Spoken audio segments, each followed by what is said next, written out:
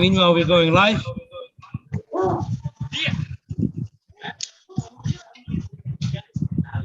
So welcome everybody. Another interview from Cisnesia TV. And I see a lot of people that are here a lot of times already. I want everybody to put the mute button if possible for now.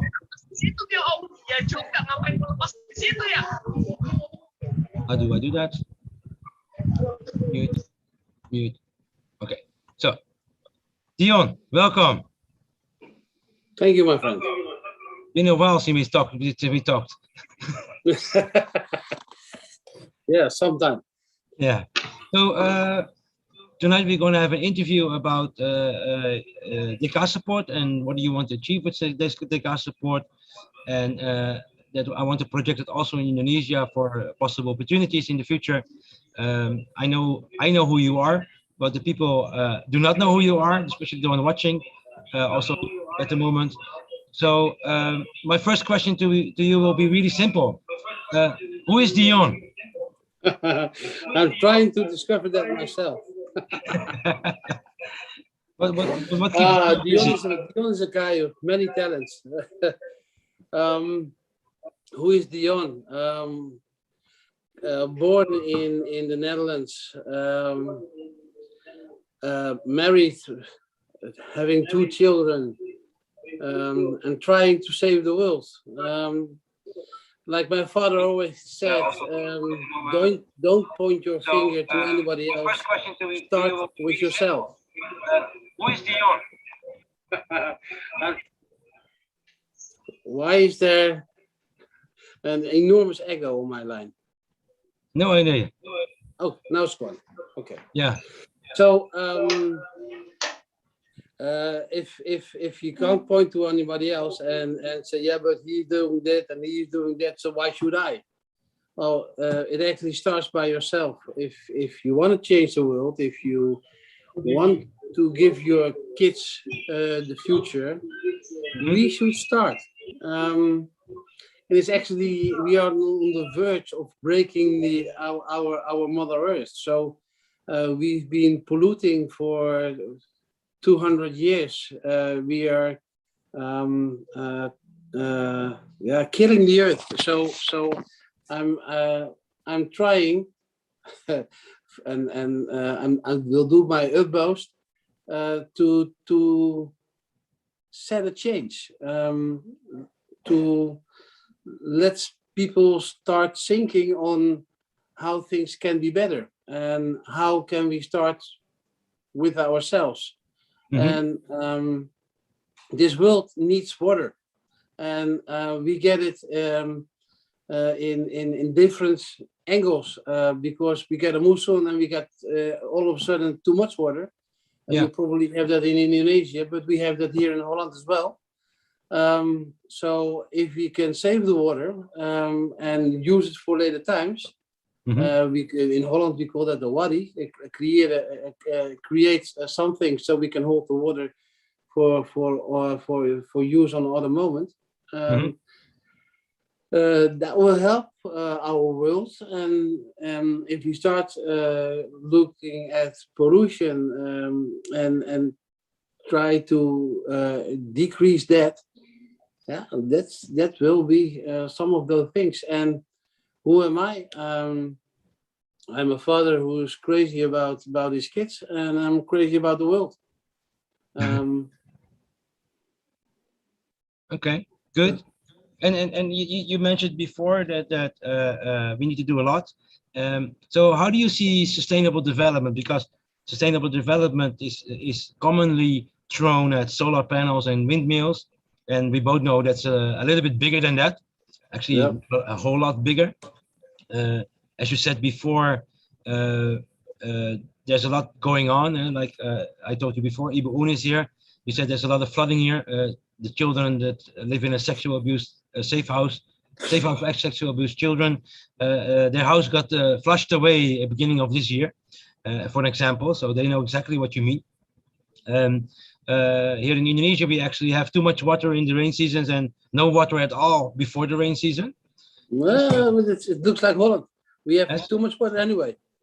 Yeah, if you look at the capital, Jakarta, it's actually sinking officially, and with the coming sea level rising, there's a problem. So there's a lot of international parties looking at it, how to solve that. And one of us is ours, Boskalis, of the DAV Rode Haskoning is they engineered a wall on paper, and I was like, okay, that can be helping, but probably not the solution. So I've been thinking a lot about Indonesia yeah, since you've been gone from Holland. Being there, how can we help? How do I look at Indonesia? It's quite the same as we do here.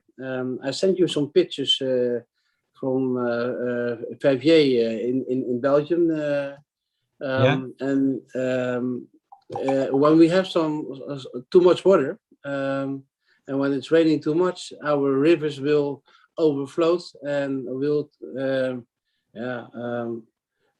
completely vanish a village from the map. So in that case, our country is not different than Indonesia. So if we try to start working on that simple thing, if what can we do? What can anybody else just do? And we have a program in Holland. It's called Just Dig It. And if the ground, the density of the ground is some looser, it will hold up water. So if everybody starts digging, at least in their own garden or in their own surrounding, 10 by 1, that next time when it rains, your water will stay. And especially if you dig a deeper hole, fill it with some gravel, and then back again with some sand, the water will stay in this ground. So that's how you can at least fertilize your ground in your garden or earth. And that's a form of taking small steps. Because that's the thing in Indonesia, because we easily focus on the big city, Jakarta or Medan, but most people that are here right now are probably from Cirebon that I saw, and other smaller areas in Desas. And actually, the villages that we have in Holland, the small ones, they also have simple solutions, right? If we want to get rid of the organic waste, we just dig a hole and we throw it in and mix it every 2 weeks, and then we have free pupuk, as they say here, fertilizer. We dig another hole and then we throw in the trash and we keep it there, and someone picks it up once in a while. And if we need water, we build a concrete or a cement. No, you just dig a hole and the water comes up. So exactly. And in Indonesia, the rain is mostly like your friend and your expert Steph always say, not used at all. We complain about that it's raining, but we let the rain fall and it goes. Well, actually, we need it. Right. But what I've learned from Indonesia, and correct me when I'm wrong, is that the water is the ground is too hard. So the density of the ground is so hard that it will not the water will not get into the ground. So then the top layer of the ground will get weak, and then you get corrosion. All the ground will be gone. So try to dig. Time to dig. Yeah. Well, in Indonesia, they are very, very busy on it, especially in Jakarta. Our governor is now doing something that I whispered to his team. I told them that if you put super pipes vertically in the ground and you fill them with rocks and you put a nice cone on it and you make some vegetation on it, then you have some good ornaments in the city, but also the rainwater will go into the ground instead of the sea. Right? Exactly. It's so simple. Yeah, simple. And you see that Anis is now doing it everywhere. It was a free tip, and they took it seriously. So I think I have to talk with him. But anyway, so Dion, I came here in 2016 actually with your stuff, Steph accompanied me here in my first trip, and then I Yeah, suddenly decided to stay in Indonesia. And yeah, I never regret it until today, except we my still miss you, huh? Huh? We still miss you, huh? Yeah, exactly. That's what I mean. I don't regret it until today. I still miss my friends. That's something else. But I met a lot of new friends, like Ardi. I see here, Un here, and I see that Un invited some of her friends from Cirebon. If I speak English too fast, please tell me. I know that everybody understand, but not always very well. Sama saya belum bicara bahasa benar ya. So um, I know you as a how do you call that? An innovative man. I remember that we worked together, and then there was this problem with our central station, our train station in the city, in Rotterdam, and then there was too much water that was threatened to uh, Breakout, yeah. yeah, go into the subway tunnels, and then you did this radical thing that you froze the water and pumped it out, and then in the quest No, we didn't pump it. We didn't pump it out. We made a freeze fall. So to get from one tunnel to another tunnel, uh-huh. we put into the ground some freezing lances, Mhm. and made a freeze wall up to 5 meters. Mhm. So that well, let me explain first that the area we were building was underground, about 45 meters underground, Mhm. and of course we have in Holland we have groundwater, and it starts at 30 centimeters. Mhm. So if you are 30 or 40 or 45 meters underground, there will be a lot of water. So if your building area will break, the wall of your building area will break, you will have about 6,000 tons of water in an hour filling your building area. And that will go around it. So in order to get from one tunnel to another tunnel, to break that through, we put in about 12 freezing lances, so we can start freezing the ground up to minus 20. And that was the moment that we could start drilling to the other tunnel and make this connection. And then, of course, close the gap with concrete. Okay. And if that's really highly technical, to be honest. But it sounds amazing indeed. I know everybody was impressed, and they even made an article in the Questive, I believe, for National Geographic. But what if we water management? I see that Ibu Sri Vidyawati wants to know. She's from the local government of Cirebon. That's a city here, and they have a lot of problems with water irrigation, and especially for agriculture, but also for flooding. We call it banjir, and every rain season, the rain becomes so heavy that some of the older houses, they just really literally flush away. So what could I tell them?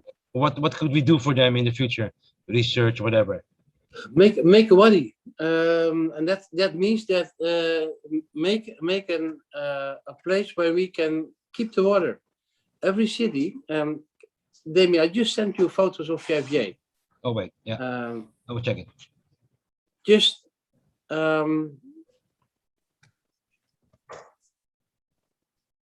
and that I mean, that means that Belgium, Netherlands is not more different than Indonesia.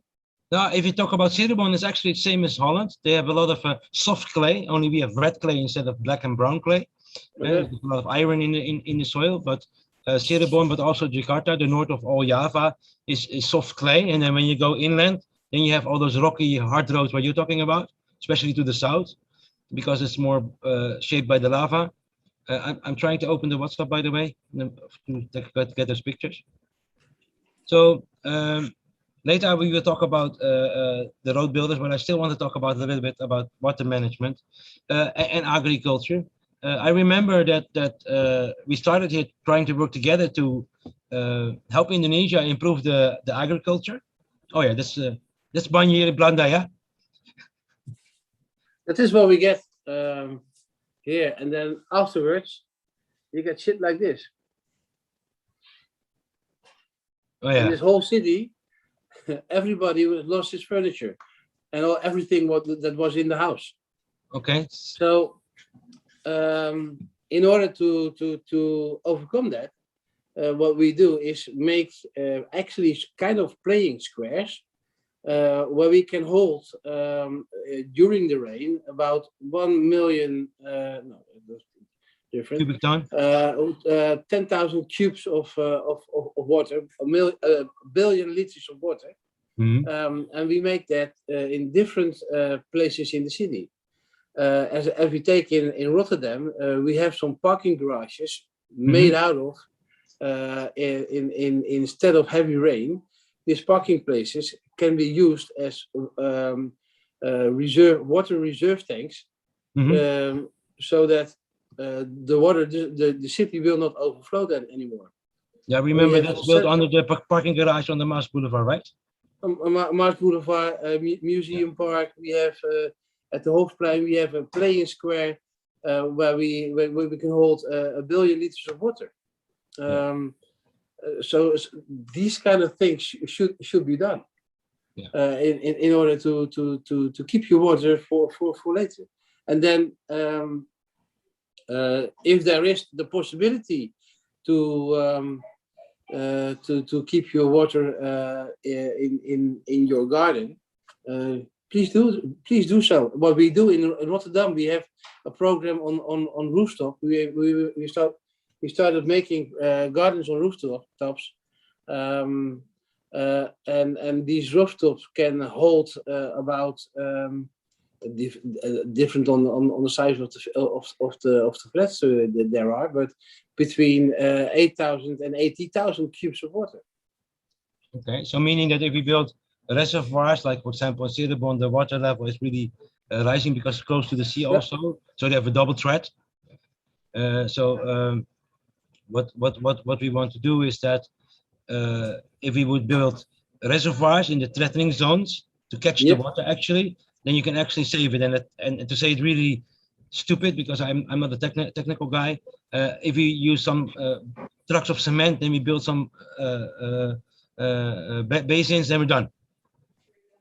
To say stupidly, right? We measure the size and simply build some tunnels with no end on it, and keep the water there until you want to use it. Because we have some people from the government there, and I also know that Bupati in Cirebon is also my friend, so maybe we should talk with him one day with a real presentation about that, specialized. That's why I'm asking for it. Okay, that's about water management. So Dion, what do you do more? Water management is just one of them.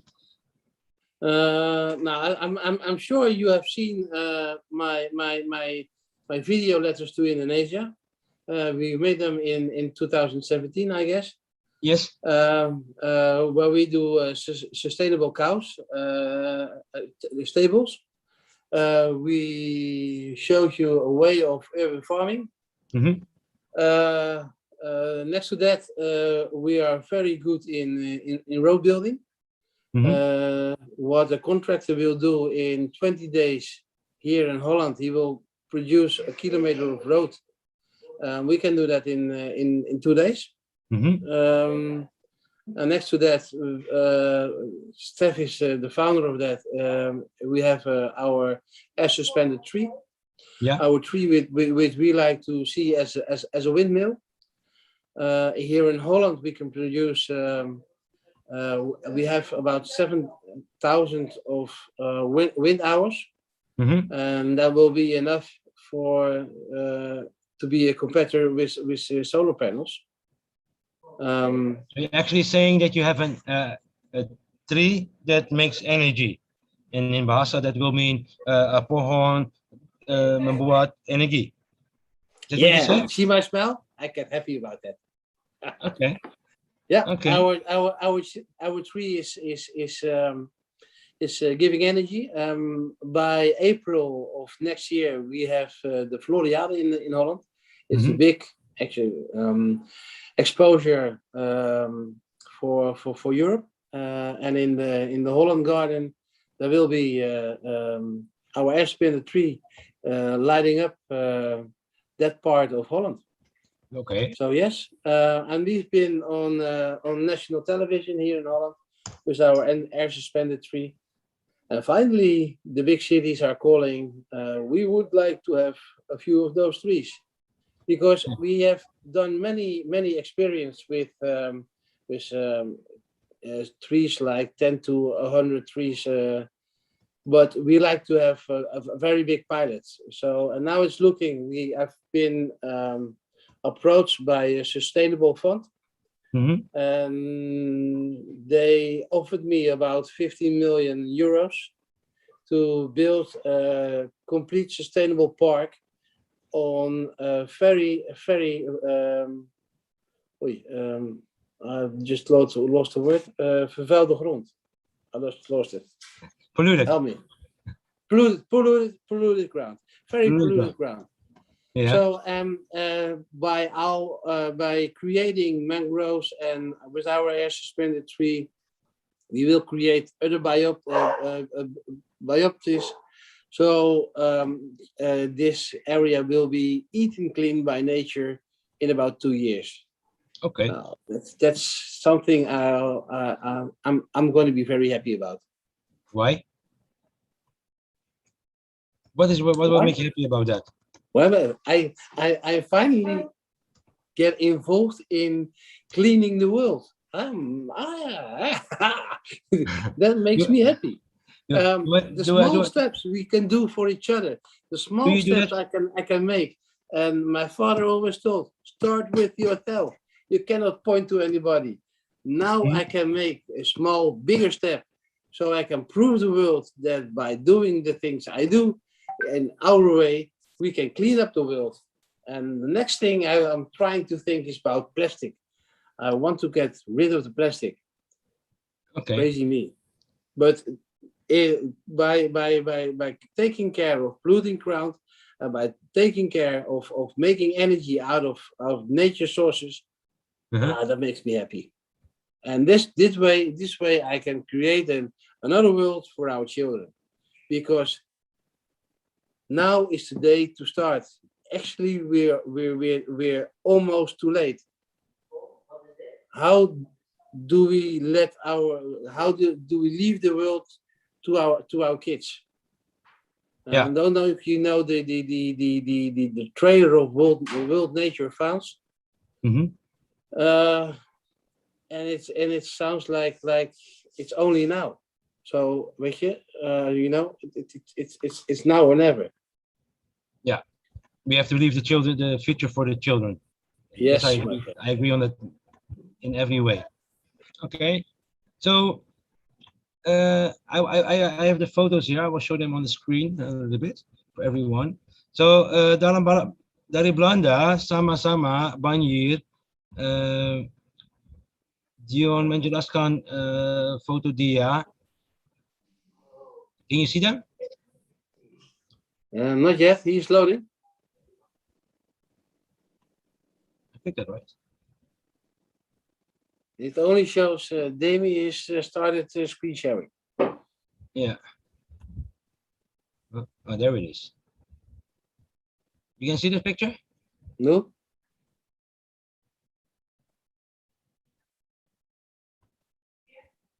Yeah, there it is. Yeah. True. So this is banjir in Belanda. Too much water in one time. Yeah. There goes your furniture.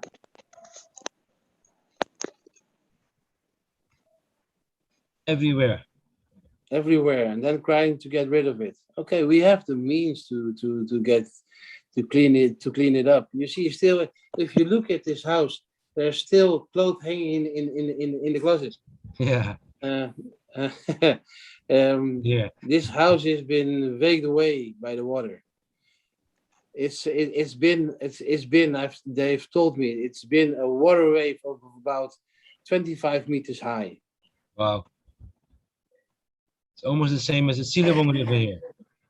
And where was this? Di mana? This was Belgium. Okay. This was Verviers. It's called the place was called Verviers. So you see, also in Belanda we have a lot of banjir, yeah. and maybe sometimes worse than here. Because here in Indonesia, they have all this idea that Belanda is much better in many things. Yeah, well, at least we have the means to clean it up. Yeah, okay. Yeah, that's just, but here say same. That most of the time, if the flood is coming, then it's done a few days later. Okay, so I will show what I do to the people because you mentioned the video letter before, right? Yep. I will see if I can open that here because internet and that kind of stuff is a little bit slow at the moment. But one of the most the beautiful things is what we do is building roads with Geosta. I want to show that either, both.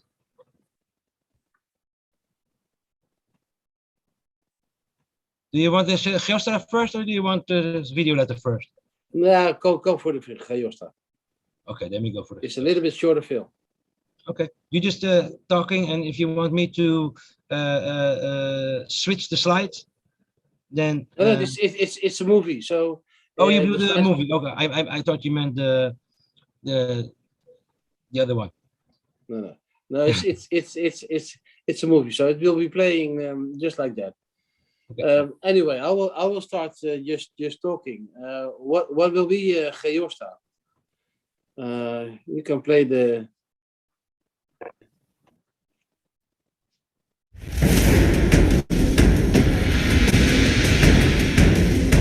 Maybe we can do the sound with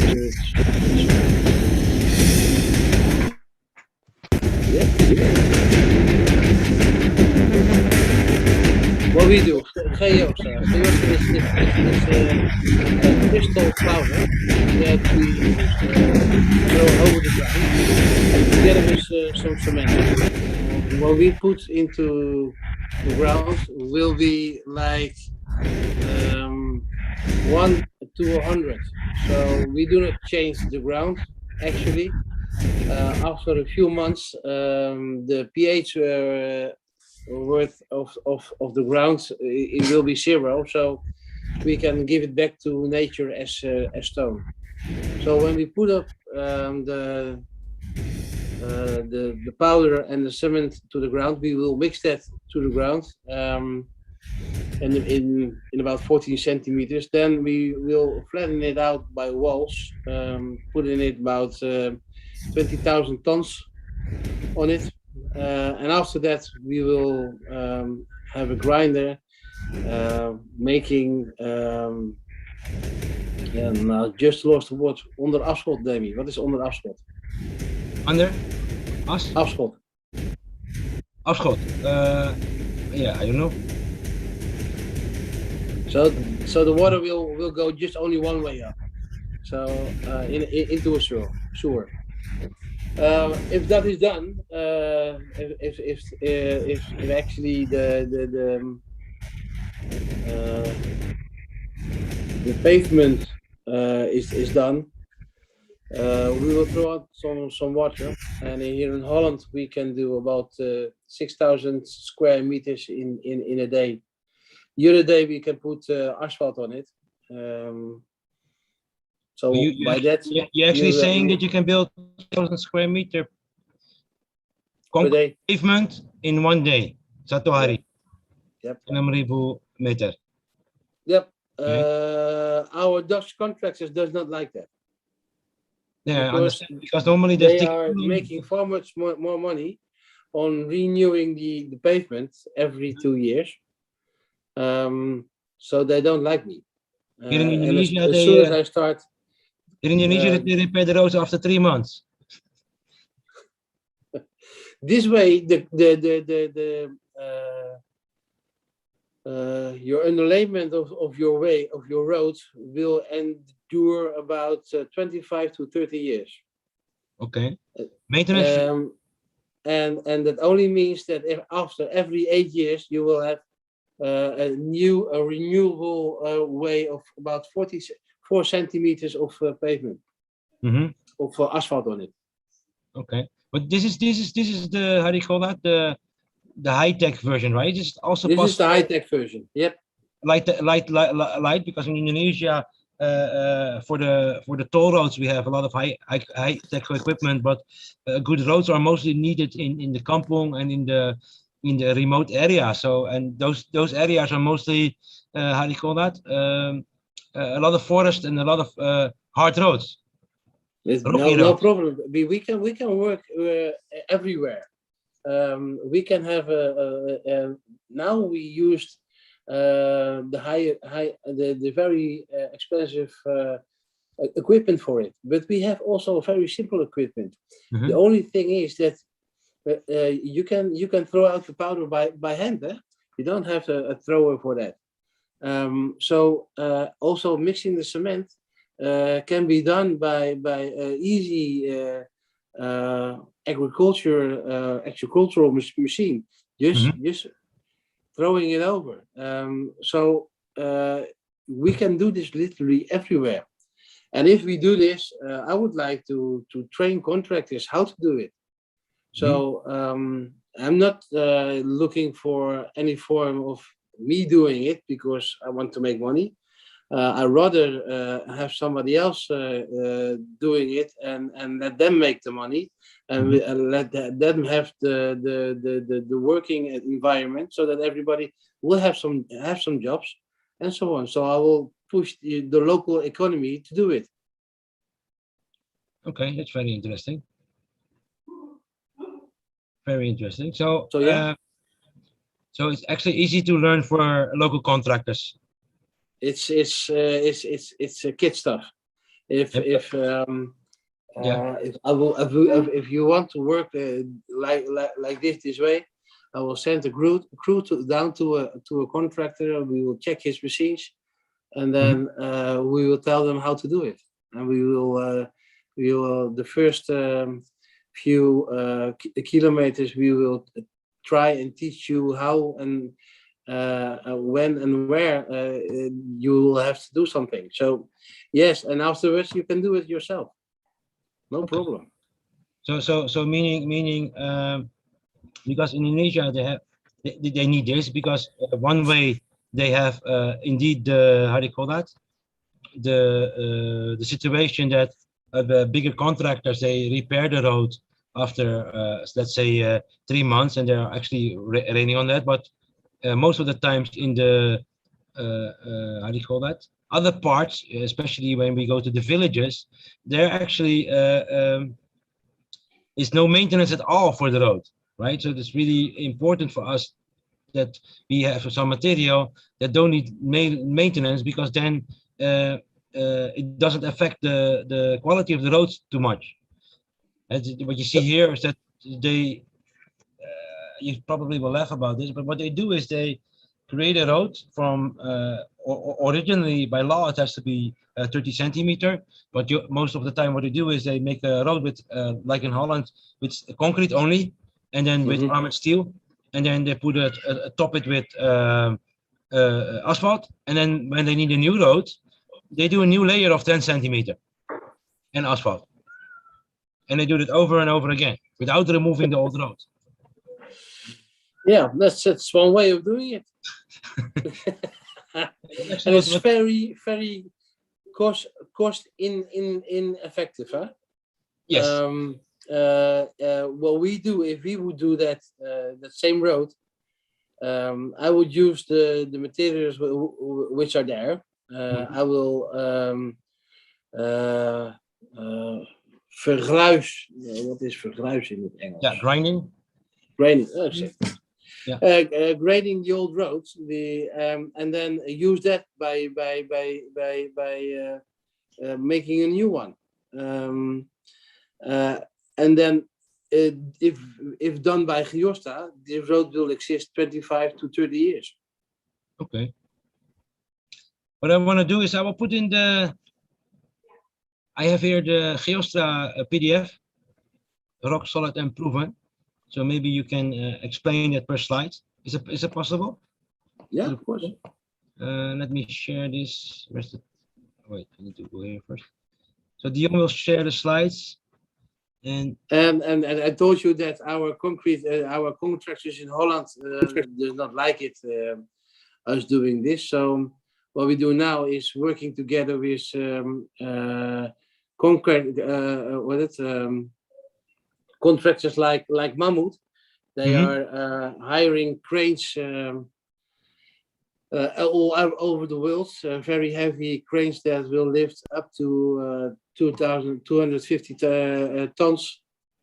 And if they will stand on just soil, they will fall over. So we make, together with them, we made an enviromet, as we call it, so that their crane will stand. All right, well, this is a very old one. Yeah, because I hear from Mike here, Mike Permanas, he says in Indonesia, the technology of mixing native soil with cement has often been used to increase the CBR value. And then I know that you put a mineral with it, right? Yeah, we put a mineral with it. Why do you do that? Because we do not want to change the ground, the effects of the ground. We don't. Well, like in Holland, we started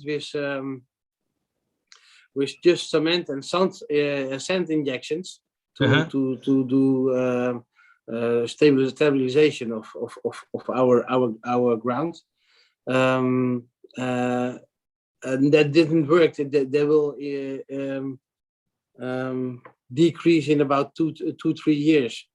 Okay. And together with this mineral, well, it's been now proven since 1994. So yeah, I heard a lot about it. I heard that the whole Volkswagen factory in Dortmund is built on this pavement, right? Yeah. The whole city, the whole of Wolfsburg is built. Even the factory is built with Geostal. Okay, wow. So you can also do the walls. You can also do walls. Mainly, we make a foundation. But if you want to build walls, if you are afraid of earthquakes and these kind of things, then yes, build it with walls as well. Because actually, in Japan, this is a proven concept. Yeah, it's a Japanese technology from all times, right? Yeah, Japanese. Actually, this stuff was founded in Japan, and in the 1960s, then came over to Europe, and well, all the shareholders of Geostal will be in Switzerland. Okay. These days. Okay. Let's talk about that later. I want you to. So the soil concrete. What is Geostal? Can you explain it? Yeah, that, like I said, it is a crystal mineral that we put into the ground together with a binder, so that we can have a foundation for a road, but not only on a static crust, but also have dynamic pulling strength on it. So what we actually do is you cannot drive over water.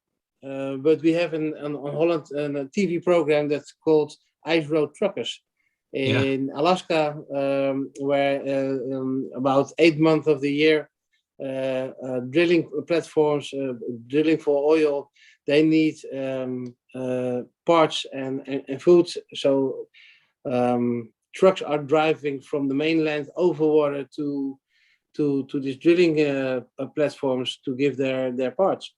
That's actually what I like to say. That's what we do with our ground. We create a platform of ice, so you can ride on it. But still, like I said, it's one part of Geostal to 100 parts of existing soil. So we do not change the soil on itself. And we only make it stronger. After 9 months, the pH value of this ground is 0, so it becomes rock. Okay. So I see there are different types. There's different types of Geostal. We can in Holland, where you have to build in polluted areas. um, uh, you have to maintain that the pollution that it will stay underground. And the other thing is that rainwater will have to go into the ground and will not be taken into the pollution. So therefore, we have different types of geosta and different strengths on what we will build with geosta. Okay. You can, of course, make bicycle roads, but you can also do heavy vehicle areas and transport areas, Okay. Like the movie. like in the movie. Okay. Did you explain this? Is it organic particles? What does it mean? Organic particles? Is it organic?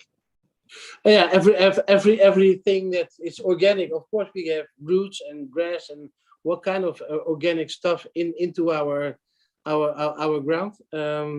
Of course, we will have a quick scan of how much there is in it, but our stuff doesn't have influence on the organic stuff, and the other way around. The organic stuff doesn't have influence on geosta as well. Okay. And then you still should use cement, right? So We still use a little bit of cement. Yeah, true. So the only we would do is binding the cement is just a glue between the earth and the effect of our crystal. Okay. And as you see in normally you have to wait with comparing to cement and concrete. You know, we see our light green lines will end up every time is higher and stronger. About 90 days, this stuff will be so strong that I will give you an example. We did in the harbor of Rotterdam, a seaport. They are driving with reach stackers that will pull up 8 containers at the same time. Mm-hmm. They will wait every wheel of this big truck they can produce about 120 tons of weight on square meters. So you can imagine if there will be a dent in the floor, if 8 containers will fall over, there will be a massive cost thing. Mm-hmm. After doing this, we did this in 2008, and the floor is still like new. Okay. So actually, it's stronger than sand and cement. Ever. As you okay. Ever, and it is still the strength is still growing. And what if it breaks? We had the Iraqi government coming over to Holland because they wanted to see that for themselves, and we did some tests, some push tests with the samples we got from that area, and we pushed about 48 tons per square centimeter before it broke. Well, actually, for a normal heavy-duty pavement, it would be 50 tons It's very heavy. Yeah. Dembo. Okay. So when you start, you need to start with a lab test. If what I understood. Yeah, what we do, we will test the ground, like just a simple test. How many minerals are in the ground? How does it look? If there is any organic material. And then we do a simple lab test, and we make some squares ourselves, and then we go like, okay, this will be the one. So yes, it's a simple test. Okay, so that's just to see what is compatible. Yeah, just done in laboratory. So for us to find out the best way to make it, huh? We can put this stuff everywhere, but doing this the best way so we can make it, then yes. We need this lab test.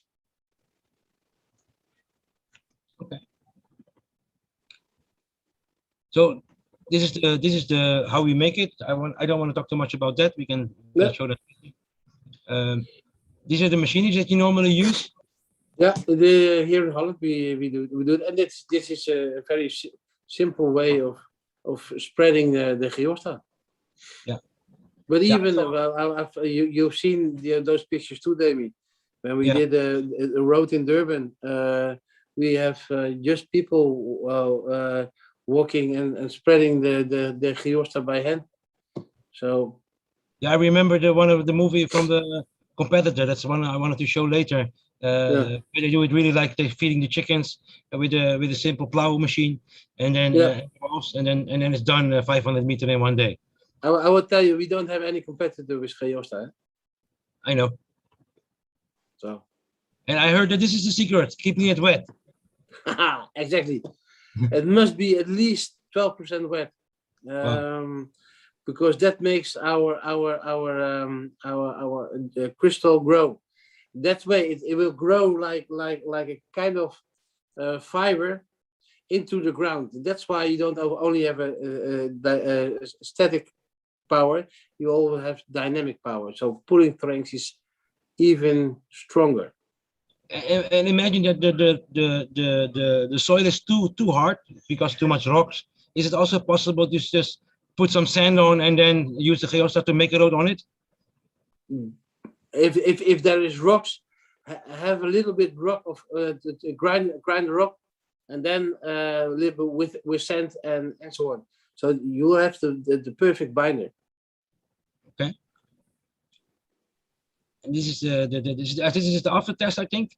Just after test, just control. We took out. We will take out just a nice piece, and normally this is in the middle of the road, but normally we take them. We will make the road a little bit bigger, and then that we take out there our test forms, and then we will wait 28 days, 40 days, 60 days, and 90 days, and then see what happens. And if I talk about we talk about lowering CO2 emissions because of the climate change, how does Geostra help in that? CO2 reduction will be done because normally concrete will use a lot of CO2, and this is after 9 months it's exactly zero.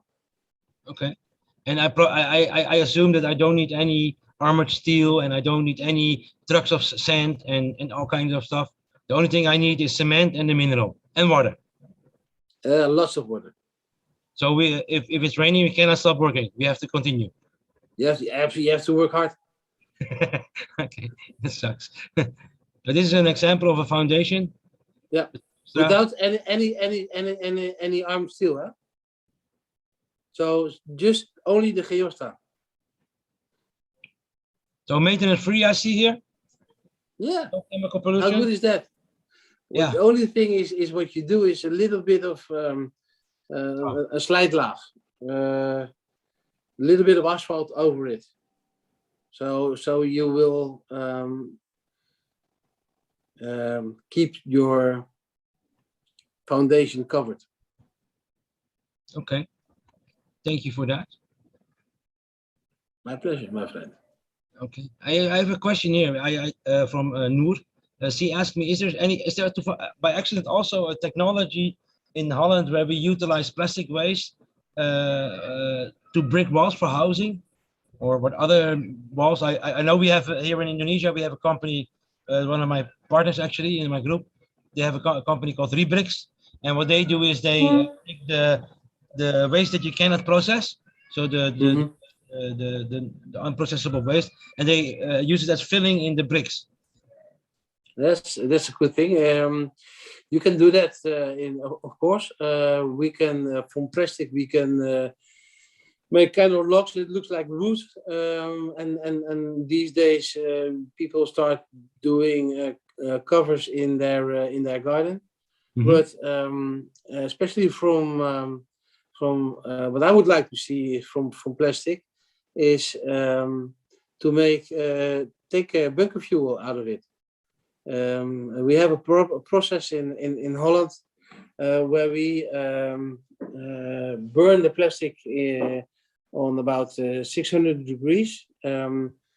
about 99% of the plastic will vaporize, and Mhm. you will get diesel oil from it.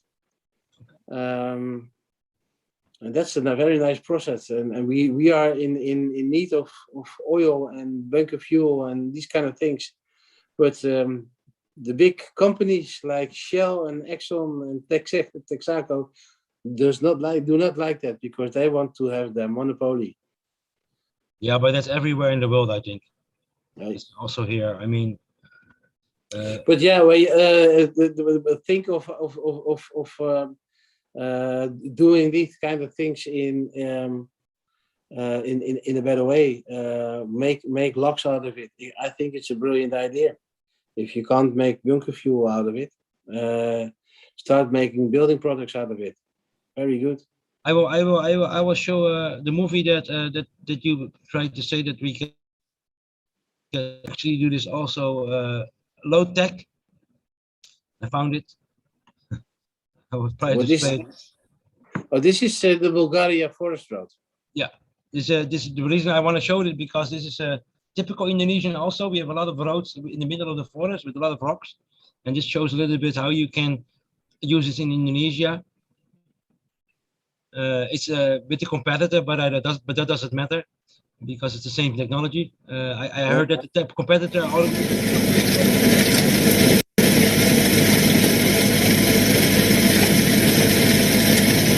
So it starts with a simple plowing machine by making sure that the soil is loose. What I learned. Yeah, and then that you just grain the ground. So like as you said, just yes, Demi, there is this competitor, and they've tried to make our product, and they didn't succeed. So they went bankrupt about 3 years ago. Oh, so they're gone. They will be gone. Okay, here you have it. Yeah. But this is just to show how simple you can also do it, right? Of course, this will be a waste of mineral, not measured. No, if you want the right amount of minerals added to your ground. So, and this is just a lucky guess. Yeah. But this is a way of doing it, and I'll make sure I'll be sure that by doing this, your roads will be stronger than in build it in every other way. Yeah. But the thing that why I show the movie is because interesting, because they show here how you simply with a small group of people, you can actually well, it goes to the end.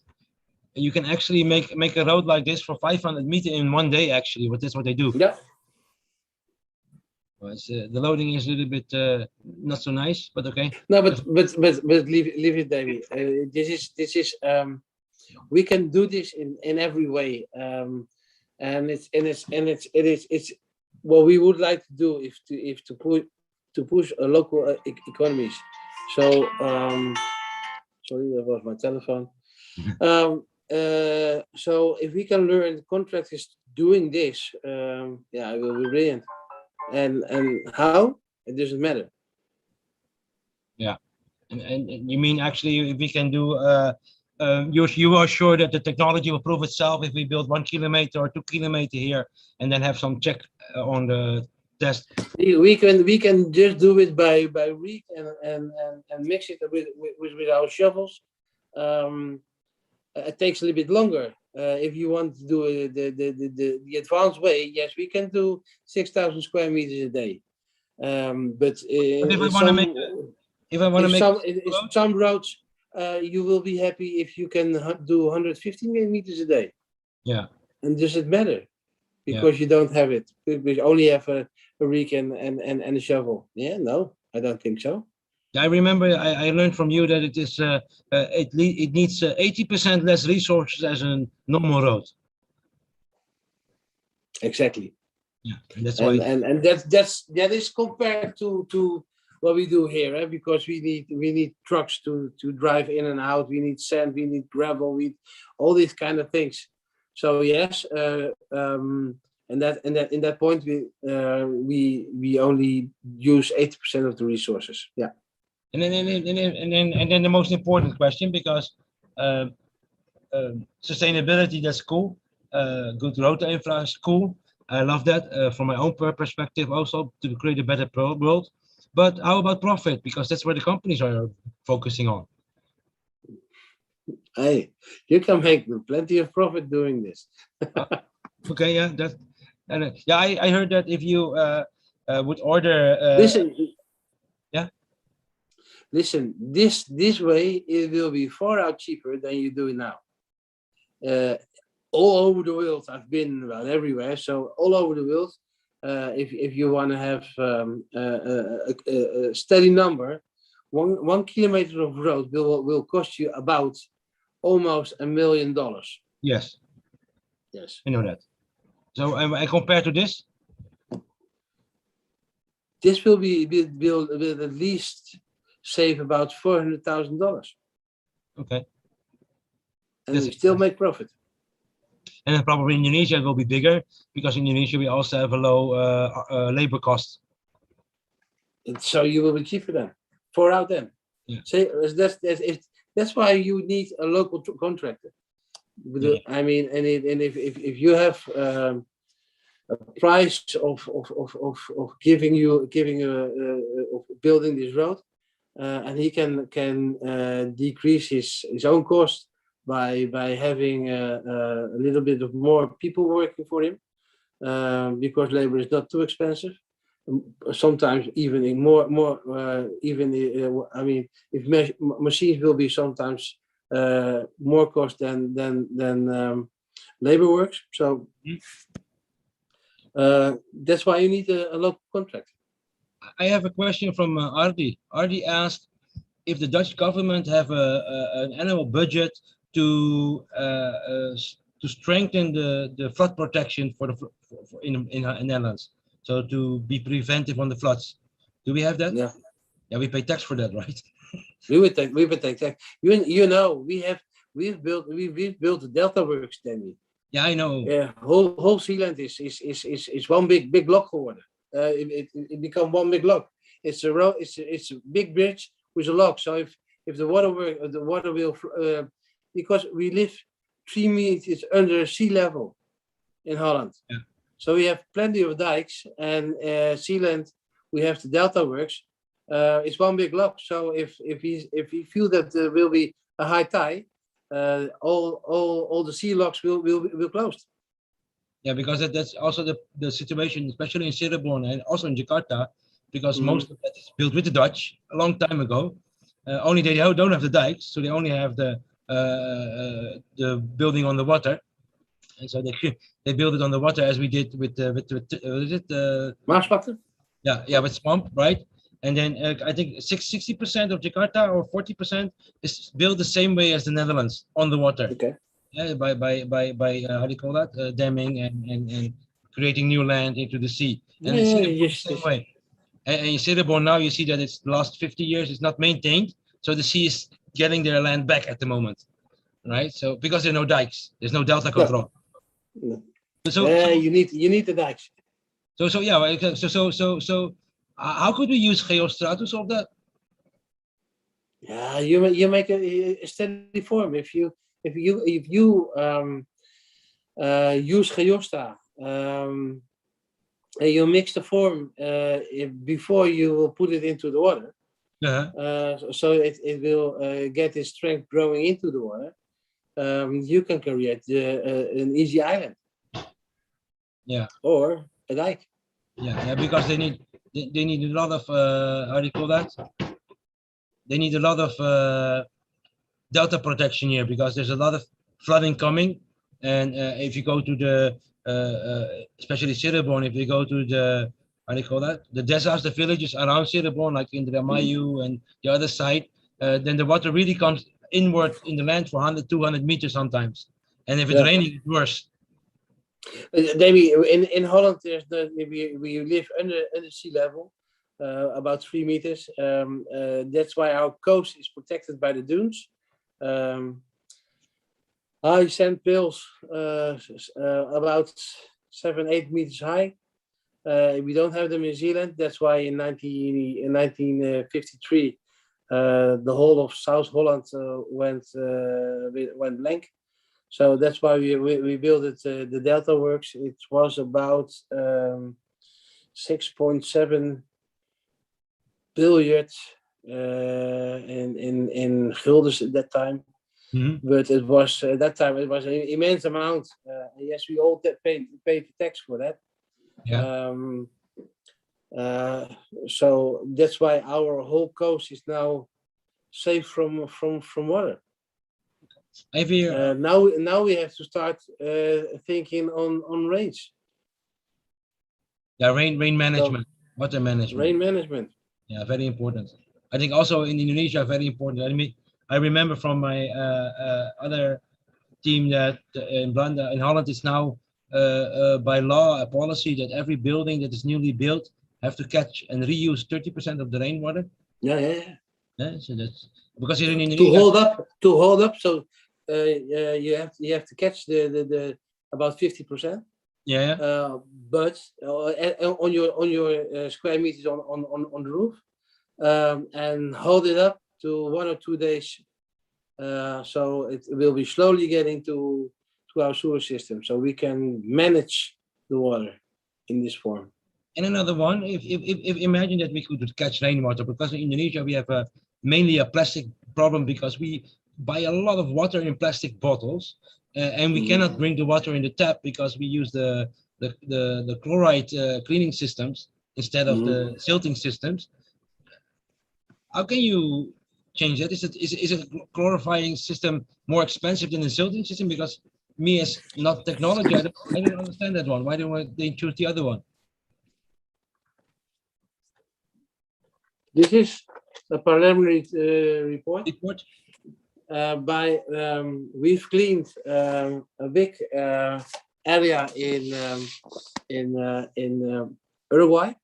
And the water was so much polluted that fish and all bio works died there. Now they are having fish farms in this water. Cool. So clean the whole lake into fish farms. Okay, that's interesting. So maybe this is good for the next interview.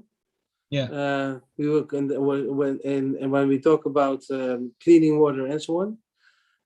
It was about who is Mr. Dion and what makes him happy.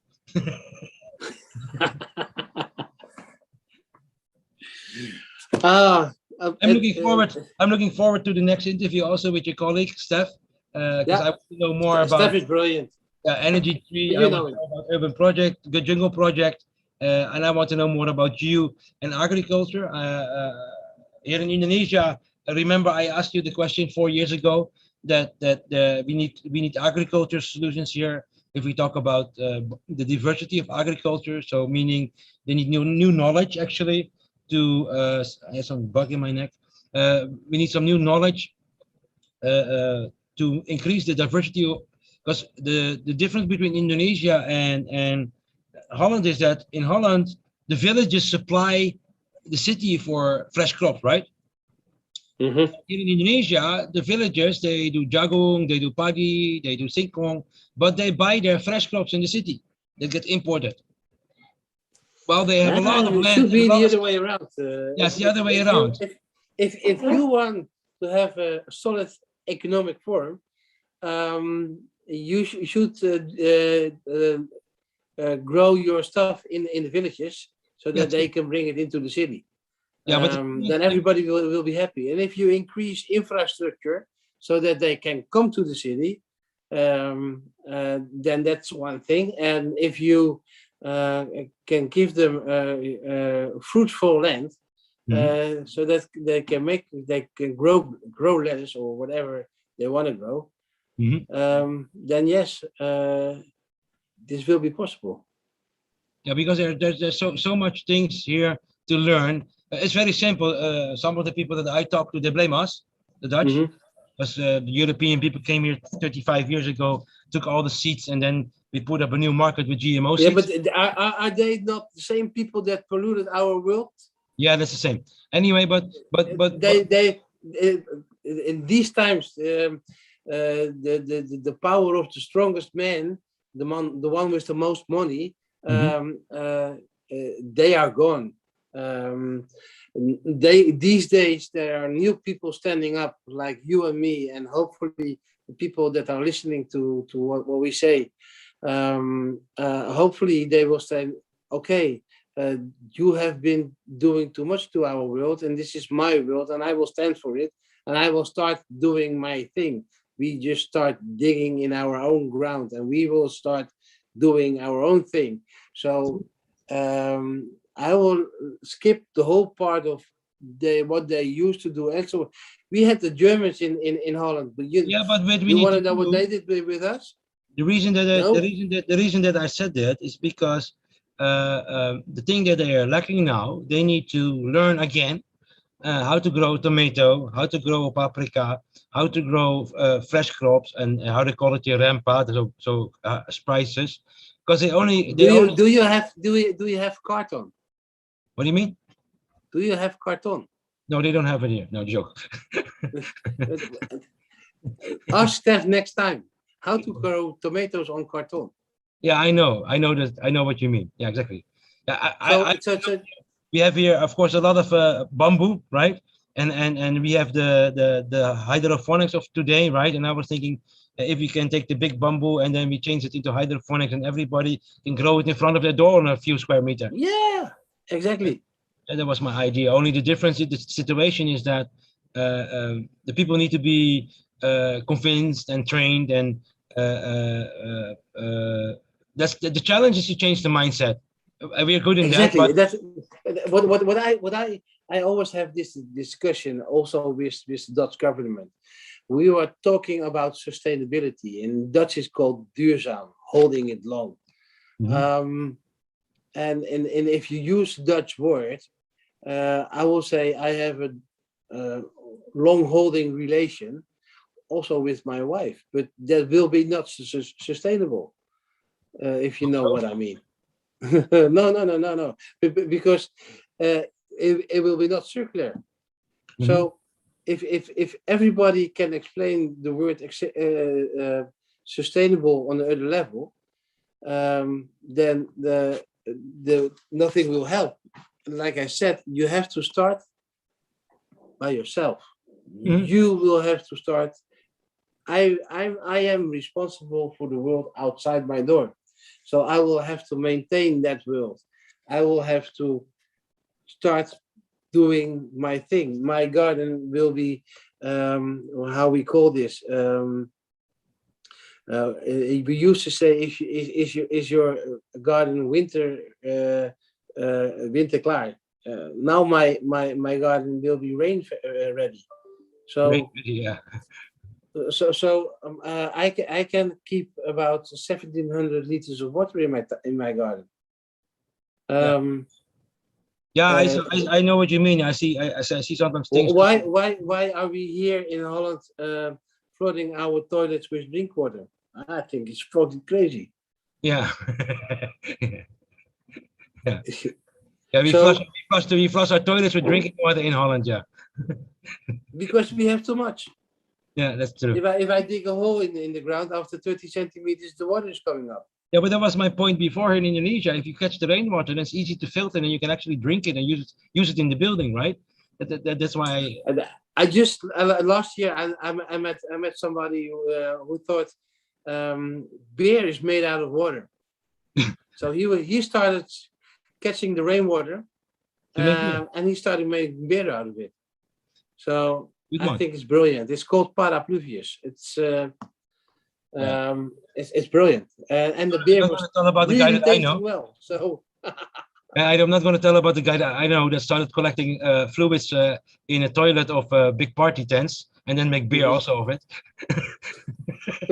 Not really. Anyway, yeah, I'm looking forward for the next one. I think next one, this was just for me an introduction. I wanted to introduce you on our YouTube channel and to our friends, who's Dion, boss, founder of DK Support, and I want to do more about things. of course, 4 years ago, I started with another company, and then you made me those beautiful videos about how to herd cows the most sustainable way, presented on the Duck Park in Rotterdam. It's an amazing innovation in Holland. And then how to grow vegetables and fish. On the fifth floor of a building. Exactly, in a pink room. Anyway, so I'm looking forward to see what we can share. I mean, making videos from Holland and send them to me. Maybe this is much interesting to just do online. Yeah, but listen, Demi. If I get my way, looking into the future of the EK support, if I get my way and my sustainability fund will say to me, Dion, build me a showroom with air suspended trees, with cleaning up the water system, with cleaning up our polluted ground, then yes, I will make you more videos, because this will be the showroom for the rest of the world. If I would have the money myself, I will tell you, listen, I have a few square meters on the University of Indonesia or Technology Institute Bandung. Then we come over and show you how it's done. Yeah, exactly. Because that's the thing is for Indonesia. Indonesia are like Asians, and Asians have this weird thing. If they cannot see it with their own eyes, they don't want it. It doesn't exist, right? Like us. That's why I need a showroom. Yeah.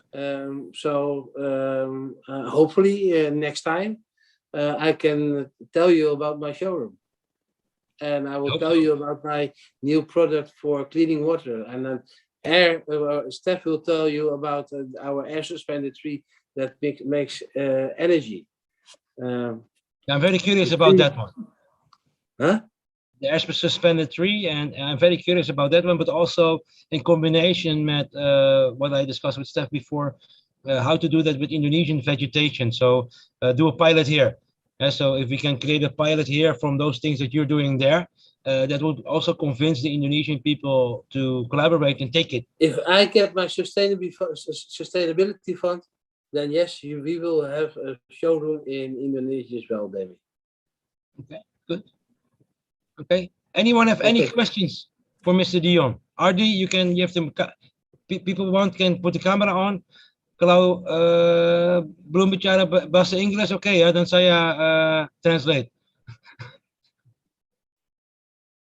Ardi, what do you think of this session? Ardi? He fall asleep. His camera freeze. I have one more. I see that someone from Samarinda was here. He's unfortunately already gone. But we have another problem there. They're expanding the airport, and the airport of Balikpapan. That's the name of the city, and they are having troubles with the strength calculations for the landing area. Meaning, cannot for the runway. Yeah, because it's all built on clay and old swamp, and therefore it's really hard for them to make a landing zone. Geosta. Yeah. Geosta. Yeah, simple. I remember they did an airfield also in the Eldorado, if I remember correctly. Yeah, we did different airports in the States and in South America, in Mexico as well. Mm-hmm. Airport is airport. Geosta is the answer almost to everything. You cannot get stronger material, ground bindings material than Geosta. Okay. The stuff is brilliant. Okay, I understand that. So what I will do is, I think I'm gonna end this video with your video letter, just so everybody can see that one more time to play it on screen. I want to thank you for your time, Dion. I know that you were working really hard this week and had a lot of, how do you call that, perils, meaning a lot of challenges that were not expected, and sometimes feel like cleaning the water while the tap is still running. Yeah, definitely. And that's really Dutch. So what do you think of it?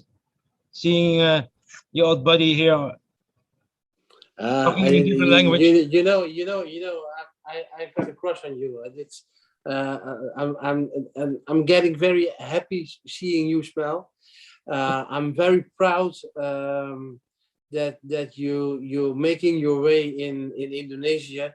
I'm very proud that I've been on your new way in finding your way in Indonesia. In Dutch we could say ik heb aan de wieg gestaan van jouw toekomst. I've been there, so Demi, you're in my heart forever. So no way.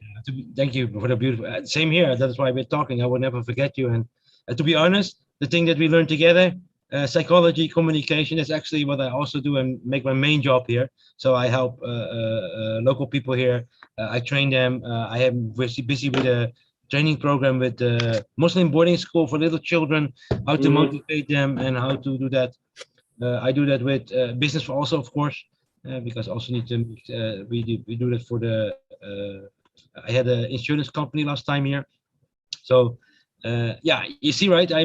I changed everything here. I've been working in Holland, of course, a lot in the governmental sector, and it was sometimes a really tough battle, as you witnessed, right? And then coming here with the World Bank and Boskalis and Viscon, and then like you said, the big boys, right, who always want to control things, and that made me stay here. Actually, I was done with it, fighting the big bear while I was, never mind. Yeah, giving a spoon. Yeah, exactly. I was fighting hard for everyone else except myself, and also learning moments for myself. And now I work with you, and then Richard. Richard is also close to me. I remember him. I met him via you, actually. He was working in Rotterdam at that time, and REM place. yeah. No, I remember we had this famous guy with public light. I supplied for him. Remember that? And that's how we got noticed. And then we delivered that man-to-rib program, the control system of the Erasmusbrug, Franco. I remember it also. He's still doing the maintenance, by the way, because nobody can still use his program. Nobody can figure out how it works. So exactly, amazing. Did a good thing there. Yeah, it's amazing to see all those things happen, and also see you grow. Not easy. Artie, you're here. Put your microphone on. Maybe I should allow you because I didn't allow you. Sorry. Artie, what do you think? I'm here. What do you think of this session? I think the sharing time for Mr. Dion increased my knowledge about the flood disaster with the technology for the anticipation of the flood disaster. Okay. And thank you for that. I can always come by, yeah, because I'm the one that always do the surveys for Mr. Dion and other partners, and then I will see what we can do to really help. Because most of the times things are very simple to solve, but then you have to be not afraid to think out of the box. And mostly we think in our way of engineering and how we are taught on school, but most of the times it's more simple than that. And also in Holland we said you have to use your farmer common sense. Yeah. We're all farmers. The farmers are the smartest people because they think simple. Exactly. Simple, right? And direct. Yeah. Dion and me, we did human resource. We were headhunter for more than 10 years, both of us. And one thing we learned of that, the higher educated people are, the less common sense. And it's a fact. I don't want to insult people that are educated, but that's actually a fact. And it's not, you cannot blame them because you need those people also because they are expert in whatever they are expertised in. But for most of the time, it's really hard for them to look outside the box. Yep, they are just closed up into that little piece of knowledge where they are extremely well trained in. But connecting, looking over their area is not a big thing. Yep. And one more question, Ardi. So you said you learned a lot about the flood. Why are you interested about flood solutions? Yes, sir.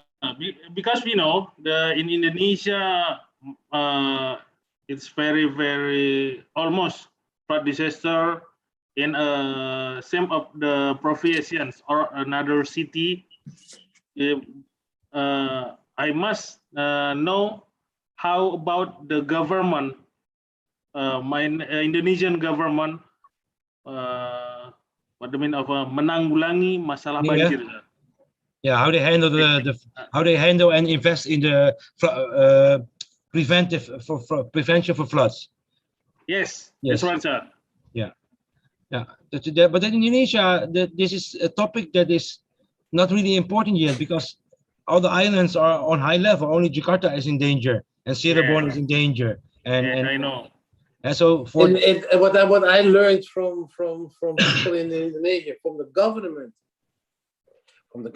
in Indonesia, they didn't mind getting the water from the land to the sea, because it finally keep the island clean. Yeah, true. And that's a rough way, but no, that's true. But in Indonesia, it's very common that when the rain season comes, then people bring all the waste, the sampah, to the river, and then automatically go into the sea, and then it's gone.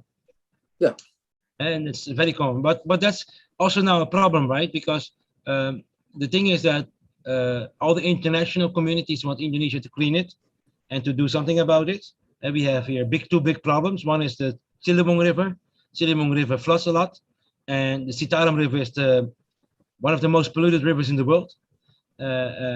And to be honest, I come from Holland, right? And I know that the Rhine and the Maas are more polluted, but we don't have floating waste in the water. That's why it doesn't look like that, right? We still have fish swimming in the water, right? Yeah, exactly. Everywhere. They're mutated with 3 eyes, but hey. I think in Indonesia, Ardi, the local government is responsible, right? The Bupati, not the central government. Central government only need to give them, they already give the money. Yes, sir. Demi, looking at the time, there are some more things I have to do. No problem. So I want to thank you. I want to thank you for your time. What I will do for the people here, I will end with a video that Dion made for me when I was CEO of a different company when I came into Indonesia. I just want to show it because it gives a little bit about how Dion can help in certain ways. It's on a project called Duck Park, and the Duck Park is actually a shopping mall, but also a sea dike. So it's also a little bit protection for flooding if it ever occurs. And on the other side, that's the most important thing, eh? Yeah, it's a sea dike. It will turn the floods if the floods will come. Yeah, but so it's one of the most genius innovations we have in Holland. It's a triple space use, actually 4, because also parking garage. So it protects the village, the city, against flooding from that side. It has a shopping mall. It is a park, and Dion will also tell about cows and agriculture a little bit. And I see you all next time. So thank you for coming, Dion. Thank you for being here. Thank you, my friend. And hope to see you soon. And together with Steph, hopefully next month. Yep. Okay. So everyone, thank you for being here. And after this video, I will end the session. Thank you, Mr. Demi. Thank you, Mr. Dion. Sama-sama. Yes.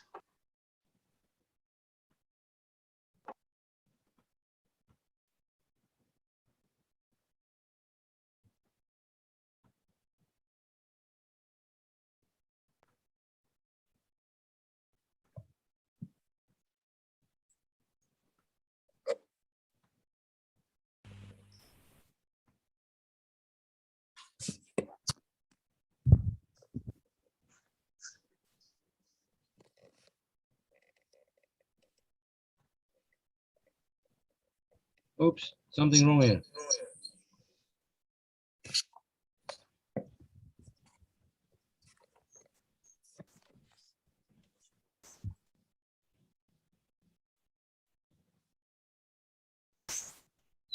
You know my love for Indonesia.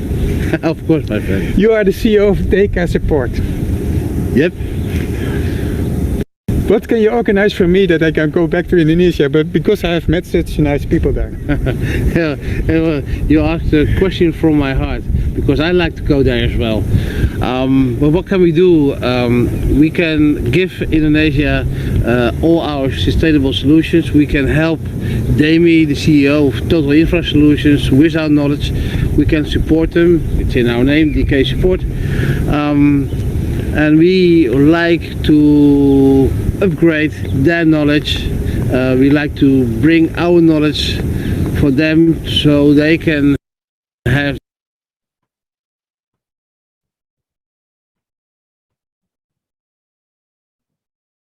the same innovations as we can. Well, the main thing is that we got two questions from Indonesia.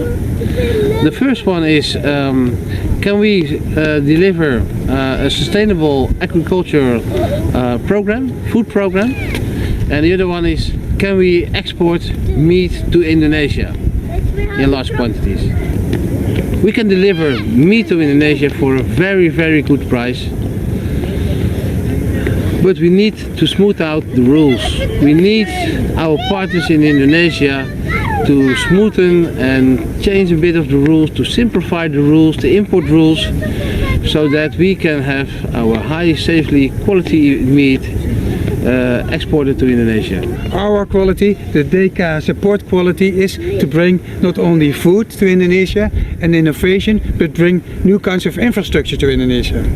For that reason, we show in our video letter two systems, two infrastructural systems, which you can use in this, even in the urban surrounding. One is a stable for cows. We show a stable concept in which cows are extra healthy and fit, mental fit and physical fit. And the other one is that we show an aquaponic system. Especially the aquaponic system is really interesting for Indonesia. There's a lot of rain falling down, and the rainwater in Indonesia is not always used.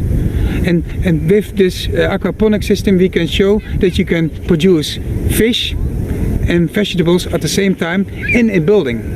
The nice thing about our tour is that we can not only bring sustainable solutions, but we can bring innovative natural solutions. Look at the place where we are now. Yeah. This is called the Roof Park in Rotterdam. Yes. We are in the Roof Park of Rotterdam. This is one of the most dense areas in Rotterdam, and still there's a lot of space. Do you know why there's this space? I will explain it to you, Dion. And this park is huge because of the fact that it is part of a sea infrastructure. It is a sea dike. At the other side of this dike you have the harbor of Rotterdam. Maybe you hear some noises, but on this side it is quiet. We give in a dense area people some place to rest in a green surrounding, in a green environment.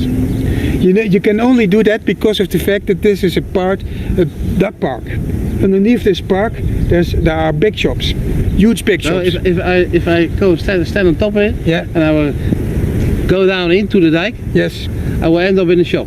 You end up in the shop, and this shop is at the seaside, at the waterside.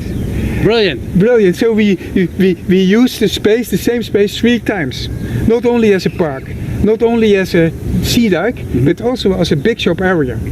And still nobody can has the feeling that there's not enough space for people. And we work on community development by smart use of green infrastructure. Wow. And that's why we are proud about that.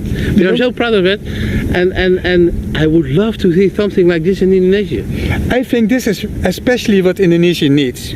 So they ask us about meat and food, but what we can bring is new kinds of infrastructure by double space use, by smart double space use. And if we have that option, well, I can prove my love to Indonesia one day together with Dion. Demi, go and get some beautiful clients, go and give some seminars, and let us come to Indonesia to explain what we are doing here. Demi, we love you. Give an opportunity to work for you in Indonesia. So Demi, in this movie we've made for you, We've been to 2 other special places. One is the Kordijnstal in Kaatsheuvel, and that's not only a fairy tale. But we also have been to an urban farming inside fifth floor of a building, where we produce lettuce and fish in a totally new way. Steph, can you tell me what is so important about this Kordijnstal? You know, those Kordijnstal is our topic in food innovation in the Netherlands on this moment. If you work on food innovation, you think in the first place about healthy food. But not only about healthy food in the first place, but in order to our assignment, we think now in Indonesia that we have to show a stable in which cows are extra healthy. The surrounding, the environment in this stable is like this, that the cows are really healthy, not only by physical conditions, but also by mental conditions of the cow. And especially the mental conditions of this cow makes this stable really very much interesting.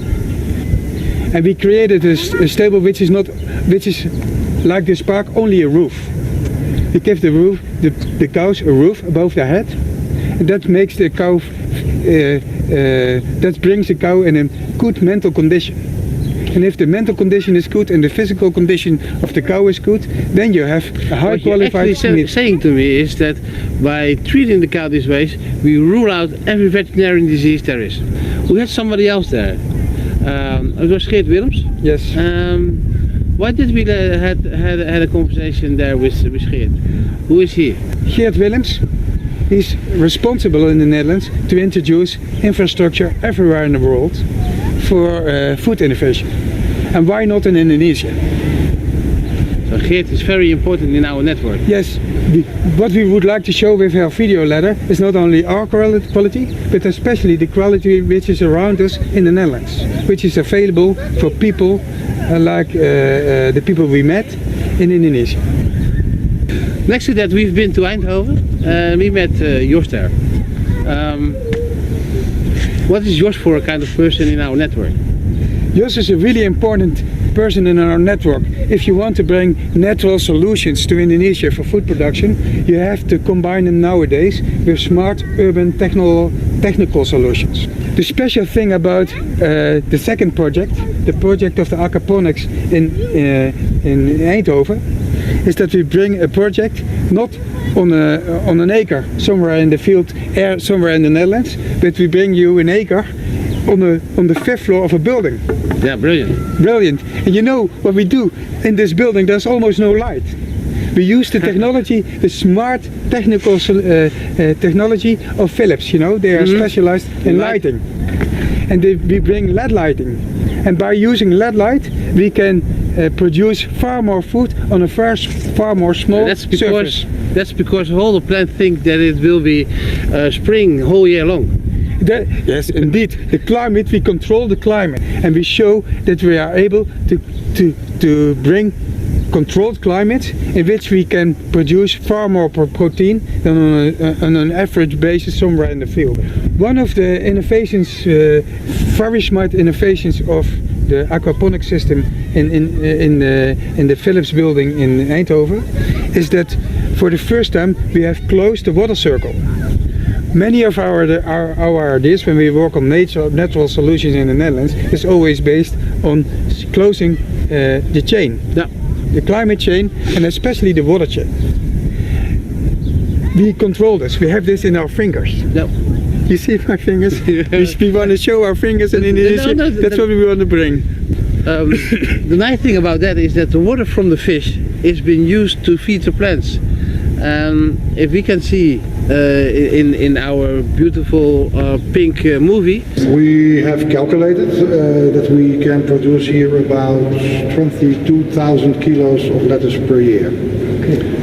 That we combine with the produce of about 2,000 kilos of fish.